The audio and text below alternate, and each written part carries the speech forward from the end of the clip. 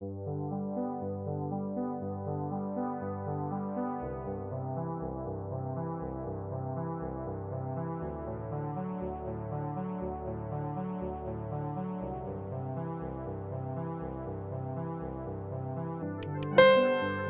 jutro, građani. Trenutno je 7 časova i 45 minuta. Današnji datum je 1. maj. Trenutna temperatura je 17 stepeni Celzijusa. Vreme je za ustajanje. Imate još jedan produktivan dan u karantinu pred vama. Dozvolite nam da vas još jednom provedemo kroz njega.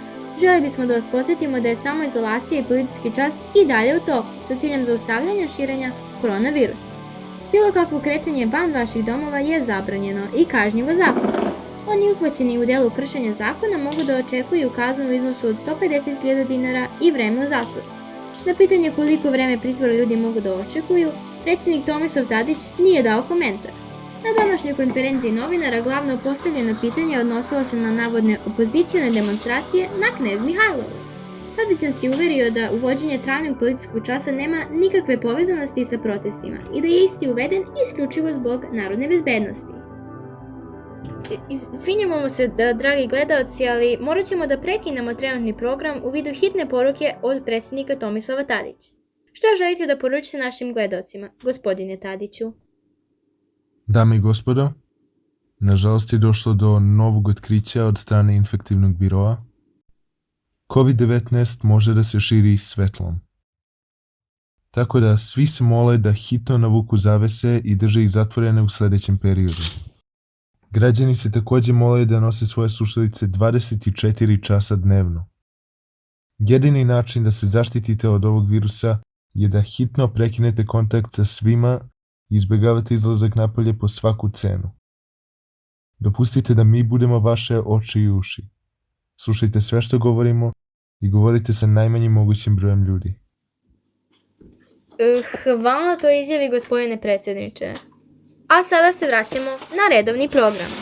Najnovije naučno istraživanje infektivnog biroa Republike Istok Slavije došlo je do saznanja da se korona takođe širi konzumiranjem određenih hrana. Preporučuje se da za vreme karantina koristite isključivo hranu podržanu od strane infektivnog biroa, to je ono napravljeno u Narodnoj prehrambenoj industriji, ili NPI. Jedno od drugih otkrića infektivnog biroa je